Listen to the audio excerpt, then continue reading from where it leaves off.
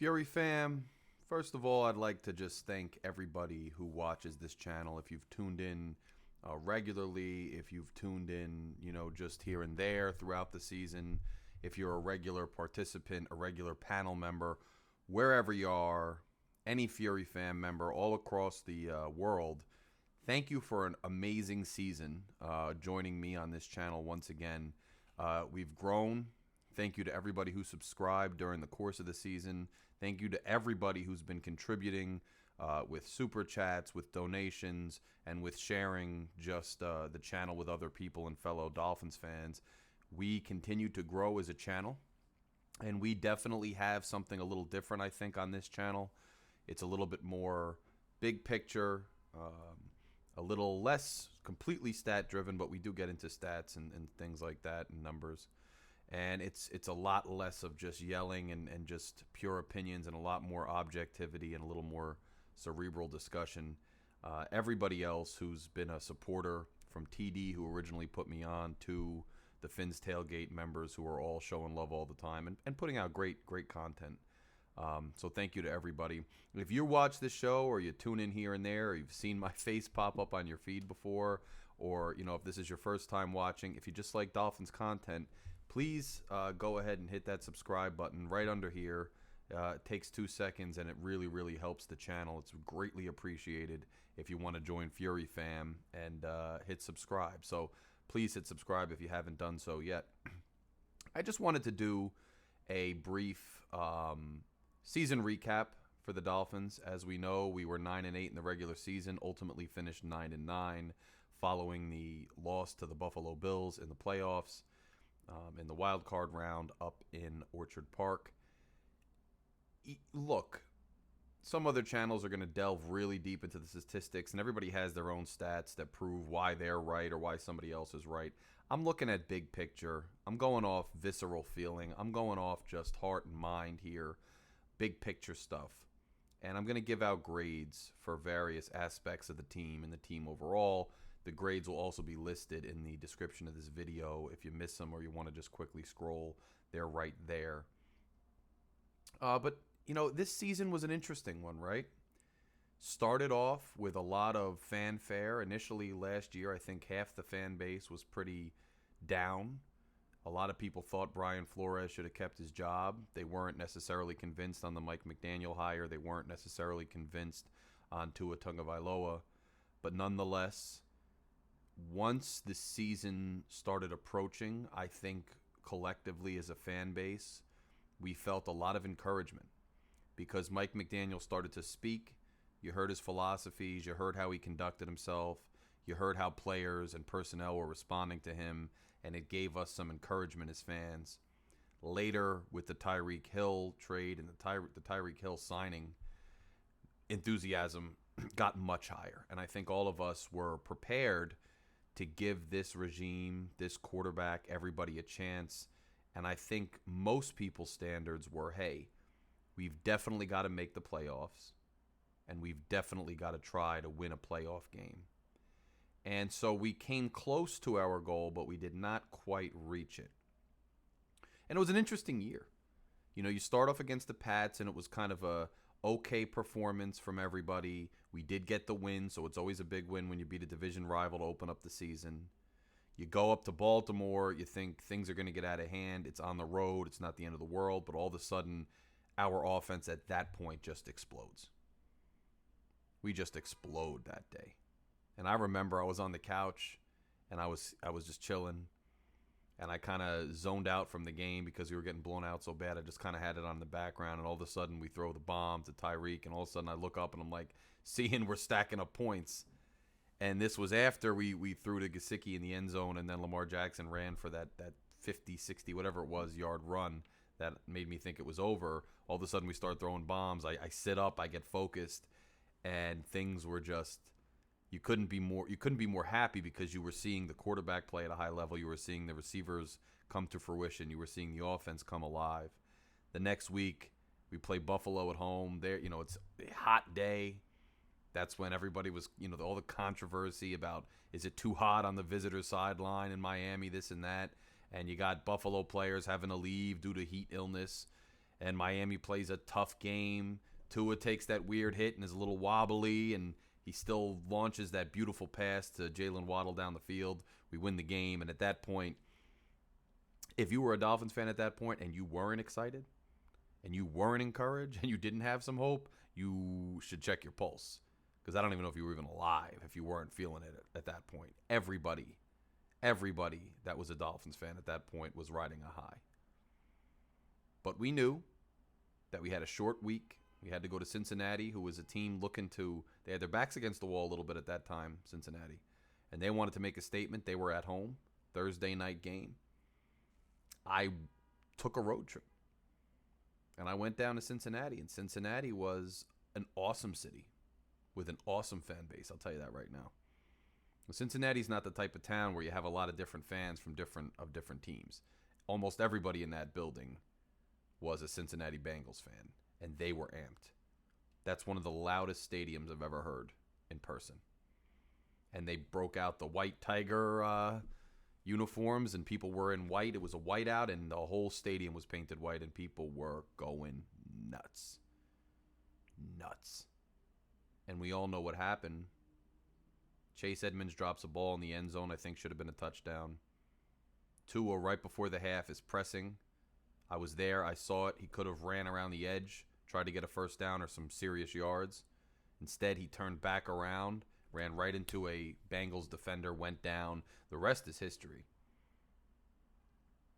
Tua gets the concussion. That's the first confirmed concussion. There's all the controversy that maybe he suffered a concussion the week before, and here we go. And as Dolphins fans, I think we got a little bit nervous. I think we're a little bit waiting for the other shoe to drop. We're a little bit scared. And we have a long week, but now we're playing the New York Jets also on the road. And I was at that game. And that game was really weird and out of hand. I'm walking into the stadium, and as I'm walking into the stadium, if you've never been to MetLife, they have these huge screens outside, right outside the stadium as you're walking in. And I'm walking up, trying to get my tickets right, and I'm with a bunch of people, some Jets fans, some Phins fans, and we're walking into the stadium, and we're looking up at the screens, and you hear a bunch of people cheering, and you see there was, like, something happened where Teddy Bridgewater gets the safety or whatever he gets, and then Teddy Bridgewater is knocked out of the game before I even get to my seat. And I said, geez, last week I was in Cincinnati, and our starting quarterback Tua goes out. And I had to sit through the rest of the game, which was still kind of competitive with Teddy until the end when he made a mistake. The next week, I'm in North Jersey, and I'm going to the game against the Jets, and we're excited for Teddy to get the start, and all of a sudden he goes down. Now Skyler's in. I said, well, we can't catch a break. Then the Jets game was competitive. People forget that because of the end score. The Jets game was competitive really until the fourth quarter. But as was the case in many games, we kicked a long field goal and missed it. The Jets had momentum. They came back, and the defense really, when we started pressing with Skyler, dominated us, and we lost we just took a pummeling, an absolute pummeling that game. And you know what happens? We lose to Minnesota. We take some losses, 3 straight losses. And we come back.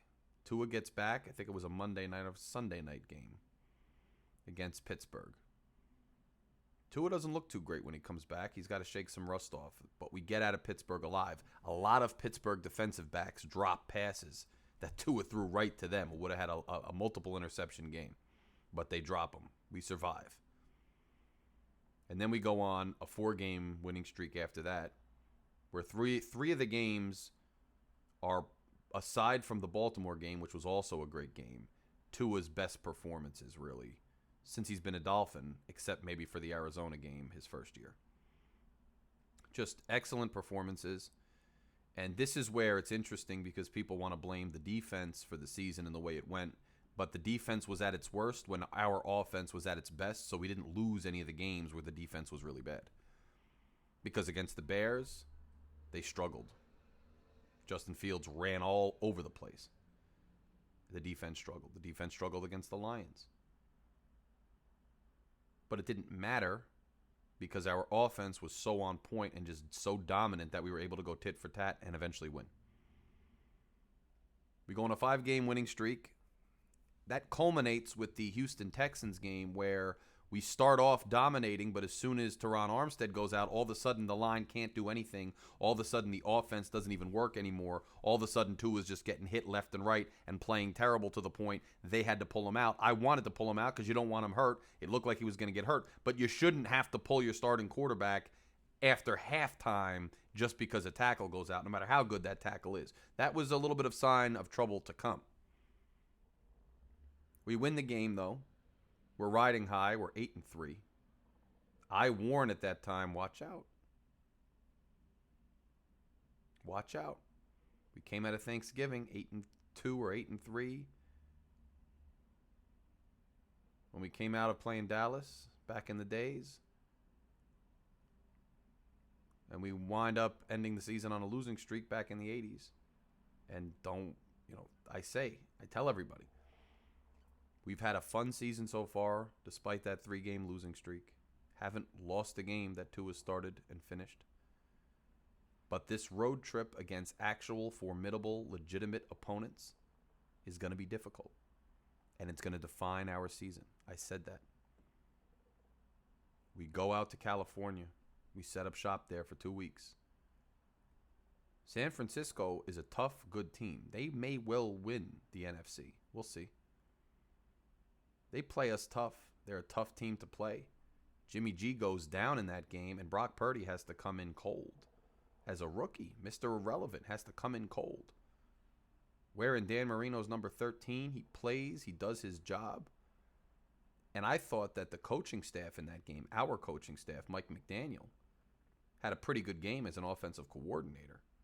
And he designed a lot of plays where guys were open in the middle of the field. And they were there to be hit. But Tua missed them. Tua missed guys left and right. A lot of that San Francisco loss is on Tua. The plays were there. The receivers were open. Could have been a game. Tua was missing guys. We stay in California. We go up against the Chargers, who at the time no one knew would finish as strong as they did. And this is where the real, armor starts to kind of crumble for us. The image and the allure starts to wear off. Because LA, the Chargers, not only did they dominate us physically, but they had a game plan and they outcoached us. They knocked receivers off their marks. They got pressure on Tua. And they confused the crap out of Tua. He couldn't play well. He didn't play well. His second bad game in a row. And Mike McDaniel was outcoached, and he had no answers and no adjustments. We lose again. But you say, hey, we can still salvage this thing. We're going to Buffalo, division rival. We beat them early on in the season. If we can play well in Buffalo in the cold weather, we can prove that we belong. We go to Buffalo. We go toe-to-toe, back and forth. McDaniel doesn't have his best coaching job ever. Tua doesn't have his best performance ever, but they play well enough. Tua plays decently.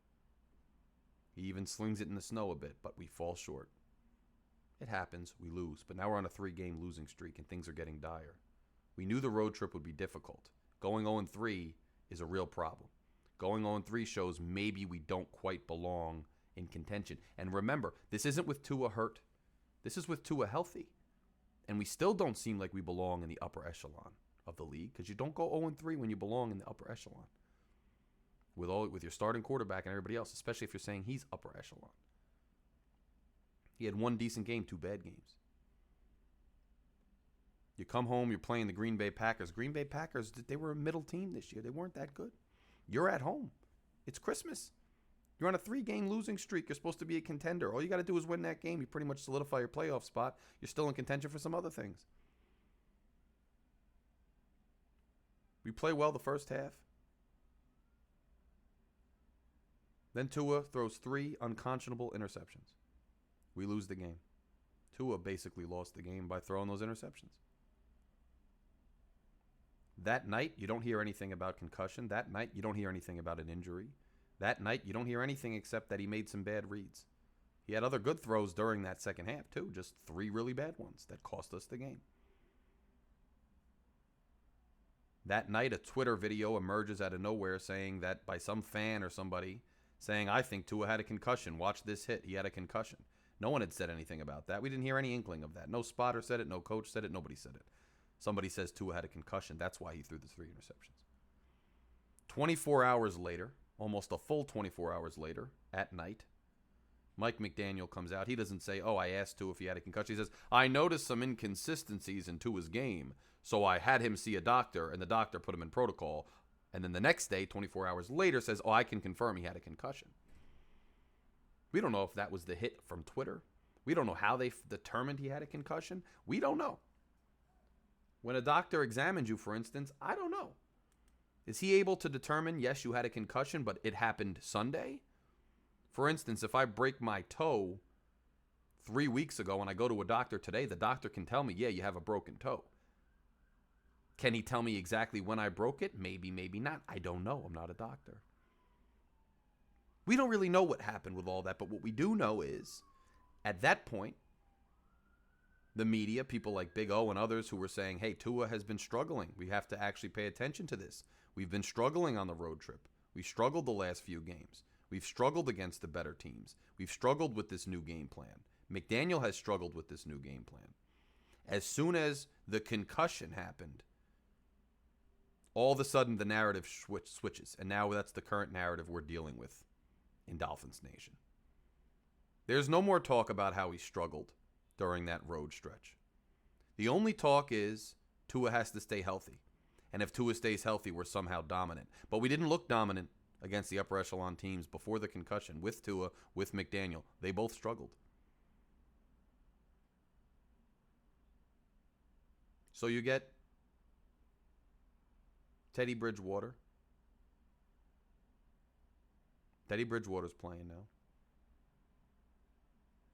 But he breaks his finger,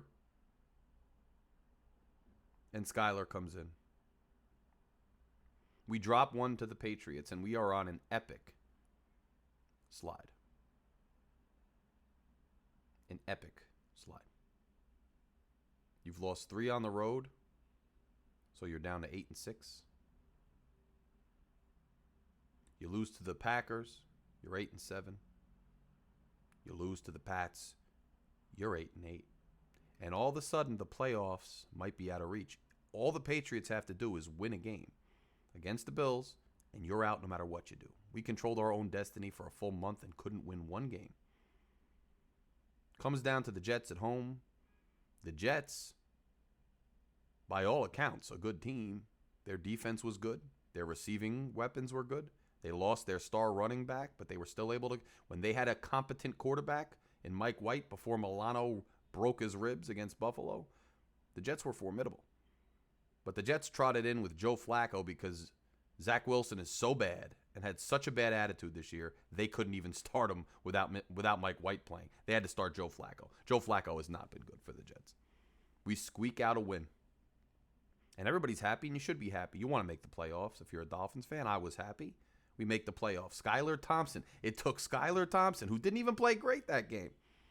But he played well enough without making mistakes, made some tough plays, and just hung in there, basically, in a war of attrition against the Jets, a rock fight, a defensive rock fight, and we win. 9-6, or it was 11 by the end of it, or whatever it was. We win. We go to the playoffs. We go to the Bills. You guys know the rest. It's last week. We showed out pretty good against the Bills. Pretty decently against the Bills, man. But we still lose in the first round.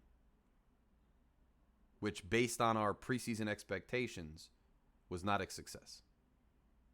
And remember, we also thought we wanted to see if Tua was the guy or not this year.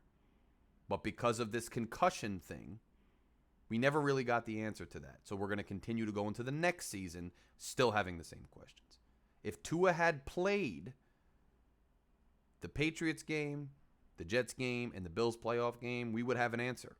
We would know either he failed and continued to struggle the way he had been in December, and he's not the answer, or he rebounded and played really well, and he is the answer. But we don't have the answer now because of this concussion thing. And now the narrative shifts, and no one wants to talk about what actually happened in December. They just want to talk about this concussion issue, and that's where we are.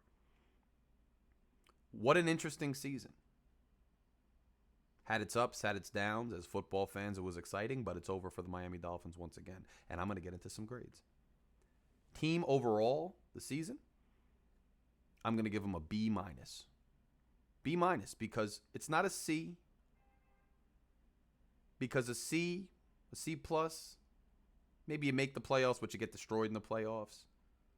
You know, maybe you have your whole team playing well and healthy, but you still lose in the first round, or you still struggle down the stretch. The fact is, this team had to overcome a lot of injuries on the defensive side of the ball. Their stellar defense, which was the strength of the team for the last 2 years, that you assumed was just going to come back just as strong with an improved offense and make some noise, they were completely destroyed, decimated by injuries. Byron Jones never came back. X was hobbled all year, was not himself. Nick Needham goes down early in the season. He's gone. Brandon Jones goes down close to midseason. He's done. Then backups start going down. Trill Williams we lost in preseason. You make a great discovery in Kader Kohu, and I'll get to more on him in a few. But nonetheless, you're just decimated. Emmanuel Ogbah goes down. I know he wasn't having a great season, but him going down still hurts. You lose a bunch of guys. You're hobbled. Tua goes down, who's your starting quarterback, whose offense you designed around him for 3 games early in the year and then the entire end of the season, yet you still make it a game in the playoffs. For the reason that they had to overcome those things, still made the playoffs and still made it a game in the playoffs on the road, I give them a B minus. But they're not getting a B plus, they're not getting an A, because an A or a B plus for the season means they did some damage in the playoffs. But they didn't. So it's still a B minus. And part of the problem is that the defense was not able to overcome the injuries, because you got to do it. Some teams do it. And that the offense, with Tua out, number one, struggled to develop a system that worked for the other quarterbacks. And number two, even with Tua healthy, which no one wants to talk about anymore, in December, the offense struggled and sputtered because McDaniel and Tua didn't make any adjustments when they figured out what they were doing. They continued to try to force the ball to Tyreek, Hill, and Jalen Waddle, and it didn't work, despite having all these other weapons. So overall on the season, the team gets a B minus. Front office for the season, I give the front office a B plus. They're not getting an A because there were some missteps, I think. You're signing injured players again, but you're getting a B plus. Here's why. You brought in Tyreek Hill. Without Tyreek Hill, we don't even have half the success we had this year. You found a way to bring in an absolute stud of a wide receiver, a premier wide receiver in this league. You found Kader Kohu, and he wound up plugging in and playing pretty well as a corner. You found Brandon Shell, who wound up being very serviceable at the least for several games this year when we had a lot of injuries on the O-line. You drafted Skylar Thompson, who was a competent enough backup to win that last game against the Jets and make it a game in Buffalo. And without his rookie mistakes, maybe we win that game. Then again, without the Bills' mistakes, we're not even in it. So that's just, you could play the what-if game all week, all day. But the Bradley Chubb trade didn't work out. That knocks him down.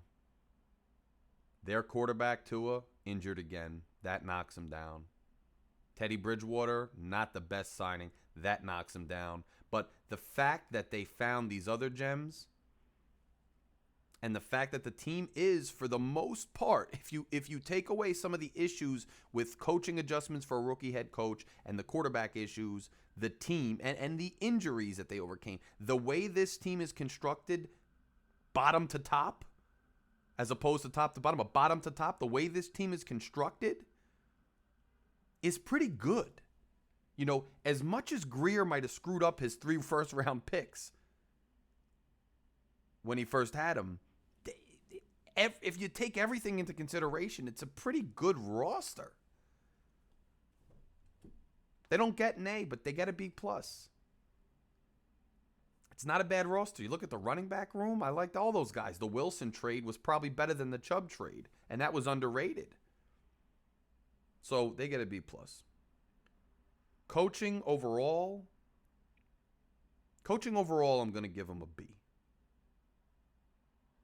Again, they overcame injuries.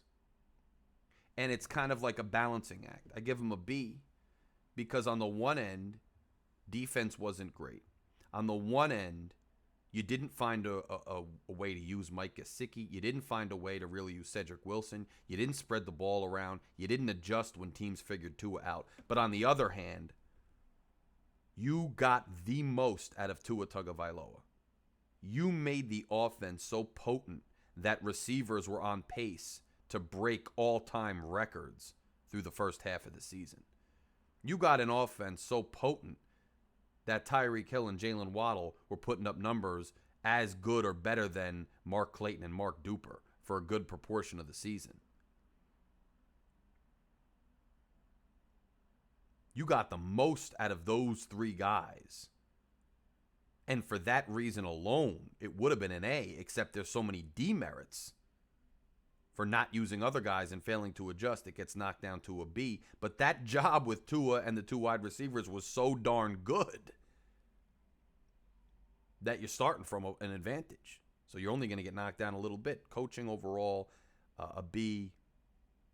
Offensive coaching, same thing, a B, because that's most of what I just talked about. Defensive coaching, C-. And here's why. I understand that there were a ton of injuries that the defense had to overcome. And that's why, despite the defense really playing at like a D level all year, they're going to get a C- instead. Because they were able to overcome some of it. But no matter how you slice it, and I know a lot of people like Boyer, and I don't dislike Boyer. And to talk about the defensive coaching staff, we did fire Boyer, and I agree with everybody out there.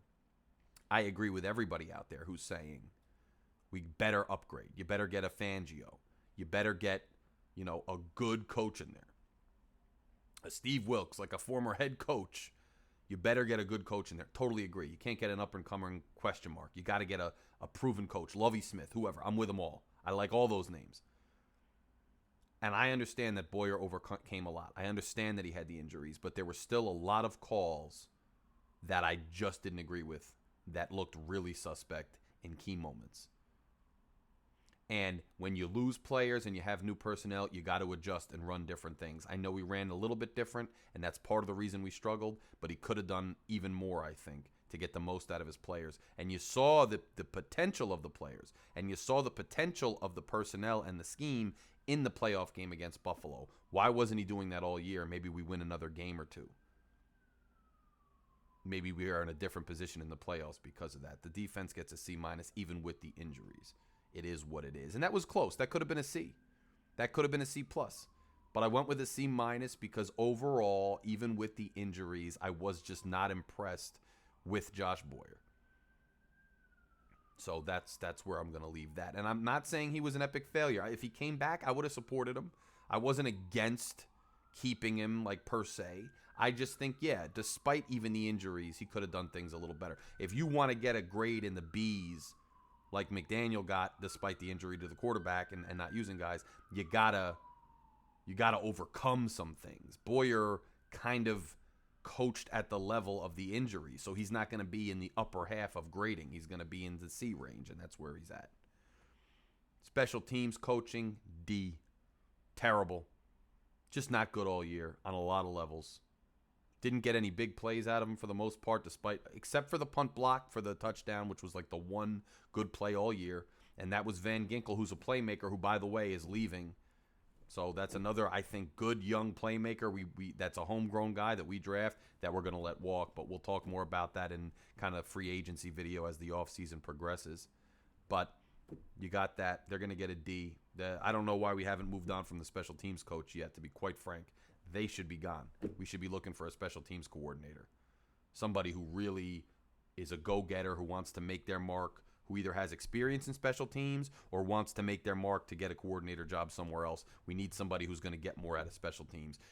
Special teams is a big part of the game, even though it's only out there a few plays a game. It's a big part. It can change a game, and we were abysmal this year. Now let's go to, away from coaching, and let's go to actual players. I'm giving the offense a B+. The offense was really potent for a good portion of the year. Jalen Waddle and Tyreek Hill were very good players. in this league. When Mike Gesicki got the ball, he made plays, but he still struggled in blocking, which is part of the reason he didn't get in the game as much. The running backs I thought were good, and I'll get to individual position group grades in a minute. But combined, the offense fell short sometimes when you needed them, whether it was drops, whether it was fumbles, whether it was a breakdown of protection on the O-line. The offense struggled at times, so they're not getting an A. But they were pretty damn good. They get a B+. The offense, a couple more potent games where they come through and they maybe win that second Bills game, or they maybe win that, third Bills game on the last drive, or they overcome the adversity in LA, or they overcome some of the turnovers in Green Bay, they get an A, but they don't get an A because they just couldn't do that. They were still above average, though, and were pretty good. B+ for the offense. Defense, C. I know I gave defensive coaches a C-,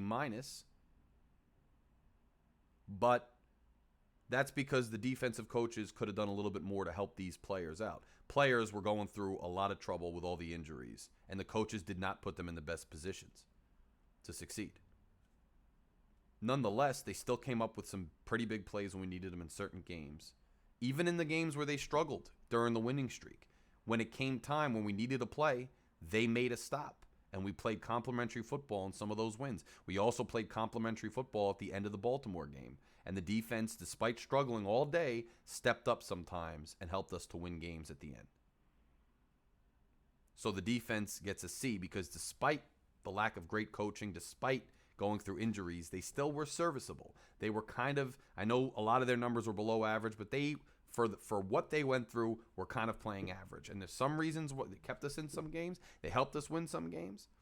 And other games, they dropped the ball completely. And they were a big reason why we lost. In other games where they played complimentary football in some wins, when the offense needed them to make a stop because the offense was struggling, some other games they did not play complimentary football, and that's also part of the reason we lost. So just dead in the middle, C for the players on defense. Quarterbacks, I'm giving them a B. A B. And that's because Tua was stellar for a significant portion of the games he played, half the games he played. And he was terrible for some other games, for other games he played. I'm not even talking about the games he was injured for. But he on his own might have gotten a B- or a C+ because he didn't come through in the clutch and he struggled terribly in clutch games. But he played amazingly in some of these wins, which is also part of the reason we made the playoffs. You can't cut out the times he played good. And now, whether you think Tua is the future or not is one thing. This is just grading for this particular season. Tua had some great games and he had some bad games. About a little more than half were good than bad. But then if you also account for when Skylar came in and Teddy came in, their level of play, Teddy never really got a good solid win playing, but he had some good sequences and some decent quarters, and then he had some bad quarters where his mistakes were cost us. But then you put Skylar Thompson in, who won the most important game of the year, really, at the end of the year against the Jets, by just not playing great, but by holding tough, not making mistakes, holding it in there, manning the saddle, and then playing, honestly against the Bills in the playoffs, putting some real dimes on receivers who just couldn't catch the ball. Just dimes on receivers who just couldn't catch the ball. Then Skylar struggled, throwing interceptions against the Bills.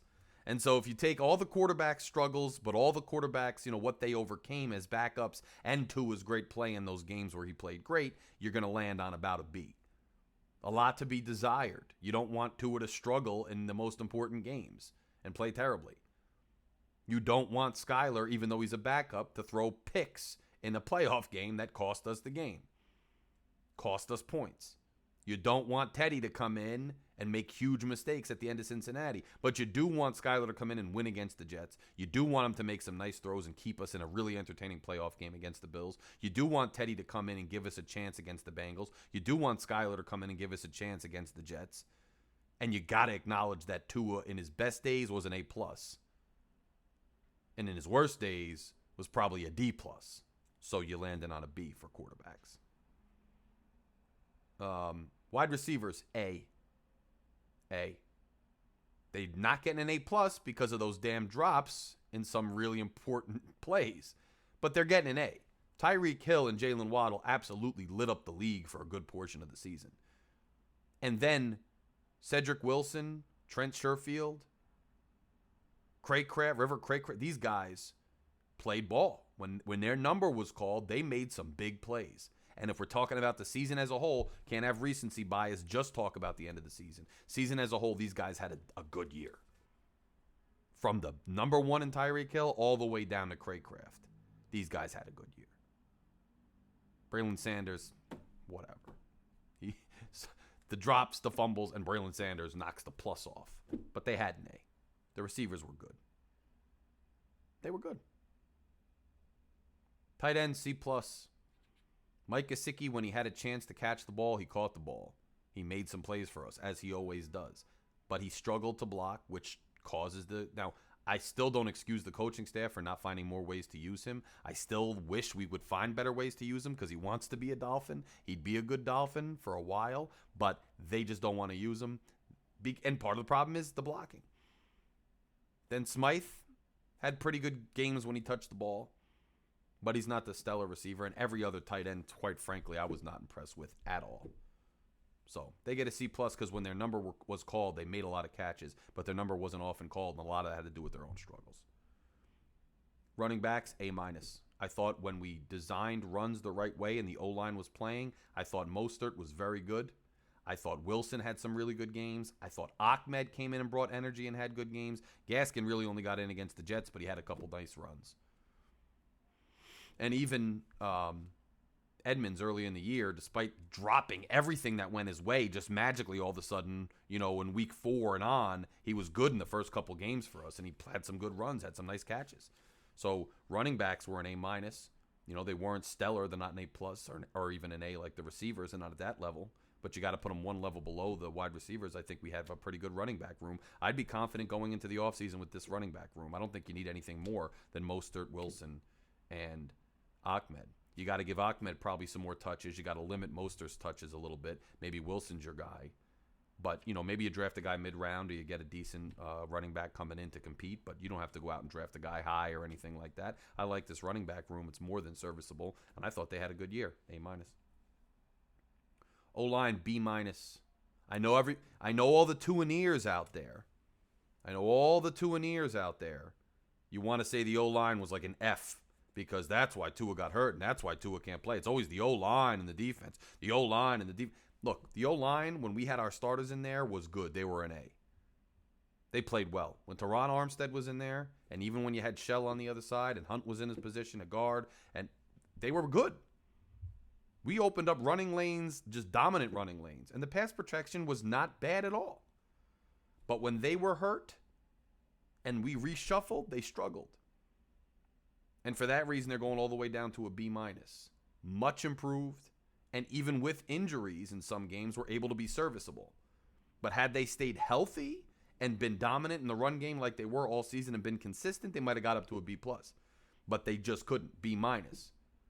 B- for the O-line. I know some of you might say a C, but again, overcoming some of those early injuries. And I don't think Eichenberg's very good, and I don't think Austin Jackson is very good, but they were the starters, and they go down early, and we still find ways to be serviceable, and not only serviceable, in some games really dominant, especially in the run game. And these guys weren't necessarily known for the run blocking. You got to give them the benefit of the doubt, and they get just above a C+. They get the B-. Just above a C. Just above a C. But they do come out with the B-. They were serviceable. The O-line isn't the reason we lost most of our games, and the O-line isn't the reason that we didn't win the playoff game, period. Wasn't the O-line's fault. I thought they were serviceable and at times very good, adequate, and sometimes dominant. Linebackers, C+. I say that because they just could not cover. Early in the season, nobody could cover outside linebackers or interior linebackers, and it killed us. Later in the season, mostly the interior linebackers were struggling as Phillips improved on his game. And despite Phillips having a pretty good year himself as a pass rusher, the linebacking core was not great. Now, you had Christian Wilkins making tackles down the field and across the field, which is awesome for Christian Wilkins. But it shouldn't have to be that way because the linebacker should be there before him. Nonetheless, they struggled. We're going to have to get some linebacker upgrades, especially in the interior. They got the plus because the outside linebackers, as far as their pass rushing, wasn't bad. That includes Melvin Ingram. Their outside pass rush wasn't bad, so they get a plus at the end of the C. Otherwise, they're dead in the middle because they were serviceable. They weren't great. Aside from that plus, which is a little bit of pass rushing they did, which was pretty good. Just those two guys, really. Everybody else in that linebacking core is a lot to be desired. They're not a D. They weren't pathetically bad, but they weren't good. They get a C+. Defensive backs, C. X was not very good, but he was serviceable, had the turnover in the playoff game. I give him credit because if you look at the entire defensive backfield, you lose Jones. You lose Byron Jones. You lose Needham. Other guys go down for games at a time. Rowe and these different guys go down for games at a time. And they still were able to cobble something together. Hollins is a good player and still is. I give him a C. Yeah. Kader Kohu, I thought, was a find. And I saw somebody on some panel the other day say that Kader Kohu was a constant penalty. No. You're confusing him with Crossman. Crossman was a nonstop liability. Crossman was getting nothing but penalties all over the place. Crossman was a liability. We got to move on from him. But Kohu developed into a nice corner. A nice corner. Made some good plays. Started really, blanketing guys. Played smart. Only had a few penalties down the stretch, if I recall. Just a good player. I like Kohu a lot. Finding him was big. So they're going to get a C overall. Let's hope when they get healthy with Trill back, with Jones back, and I mean the safety Jones, and with Needham back, if they sign him, that they come back and get a better grade next year because that should be one of the more strengths of our team, and they just weren't. So they wind up right in the middle with a C. D-line, A. I like the D-line, man. Sealer was a beast. Wilkins was a beast. A lot of the reasons that we got a pass rush, a lot of the reasons we stuffed the run a lot, we were pretty good against the run most games, is because of that D-line. Despite the linebackers not being great, the D-line was like a highlight of this team. I thought the D-line was good. I'm a big fan of the D-line. They get an A. Kickers, C. I don't think Sanders is going to be it next year. You got to bring at least competition. He hit some kicks. It wasn't like he was having just mind-blowing misses from close in. But he missed a couple really clutch ones we needed that were a little longer, and it hurt us in our overall record, and it hurt us big in some games. Now, part of that's on McDaniels, part of that's on the special teams coach. You shouldn't be kicking from 50 yards if he's struggling like that. He's not the Sanders from 2 years ago, so you probably shouldn't be doing that. Nonetheless, he still struggled. He gets a C. We got to figure that out. Punting, he wasn't bad. But sometimes he wasn't great. Nothing stellar from the punter. So they get what they get, which is a C. That pretty much concludes it. And that concludes the season recap. I'll tell you more about what I think should happen next year, what we should do in the offseason and future offseason videos. But that's kind of my recap. To me, it was kind of a fun season. It showed some promise, but then it still was a failure. At the end of the day, we didn't get answers on our quarterback. He struggled down the stretch. Our head coach, who was very promising in some games, was unable to adjust and outmaneuver some of the better defensive minds in the league. We didn't win a playoff game, and we still have plenty of questions. So overall, the season was not a success, but it was a fun season. You're a football fan. There was something to cheer for. There was something to be happy about. There was something to be excited about. Now, whether that goes and carries into next year, that remains to be seen. A lot of people want to say, oh, we're building something great next year. Well, that happens every year. Everybody says that. But aside from a few teams that are consistently good or consistently bad, it changes every year. That's the parity of the NFL. A team that was terrible this year could be good next year. And that goes for the Jets, and that goes for the Patriots. They're not far away either. They get a quarterback, and they're not bad, especially the Jets. So you can't just assume we're going to build. Let's see how everything shapes up next year. Let's see where the chips fall. Let's see who's healthy. Let's see who we sign. Let's see who we re-sign. Let's see who other teams sign. Let's see what our schedule looks like as you get closer to the season, if it's just as difficult as it looks now or not. You can't just assume it's going to progress next year, especially with the question marks we have at coach and quarterback. But that's the way this season went. Every season is its own story, and that's my recap of this season. Guys, we're going to take off this coming week on LG Shaking the Panel. So LG Shaking the Panel will not air this week coming up. I'm talking to Shake. Shake's coming out with his show, and that is going to be set for a couple weeks from now. We will give you a firm date very soon on Shake's show. Stay tuned to this channel because there's a lot more coming. If you haven't done so yet and you enjoy this content, you enjoy just any kind of Dolphins or football content, hit subscribe. Hit subscribe right now. Help grow the channel. You can also donate to the channel with a super donation and other mechanisms. Also, guys, I'm thinking about, and I haven't done it this year yet because I don't want to do it unless I actually have something to offer you. But I want to offer premium memberships to the channel, monthly subscriptions to the channel. And if I were to do that, I'm curious in hearing from you, Fury fam. Leave it in the comments.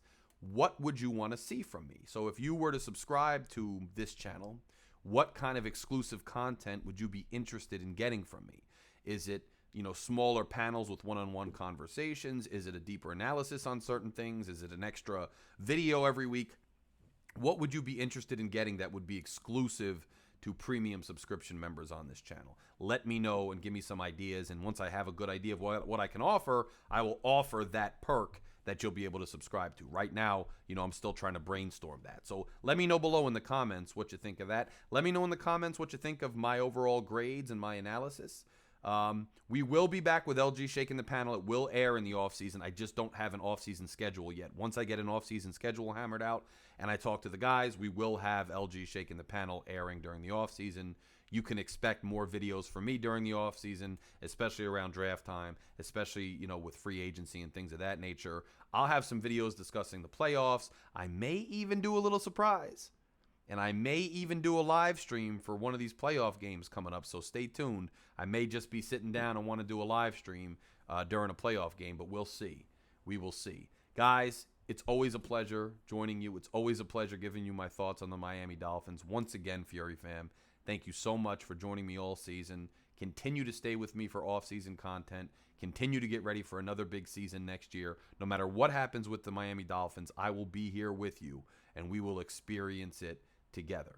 So until I see you guys again, fins up, and Fury fam, stay strong. Larry K, out.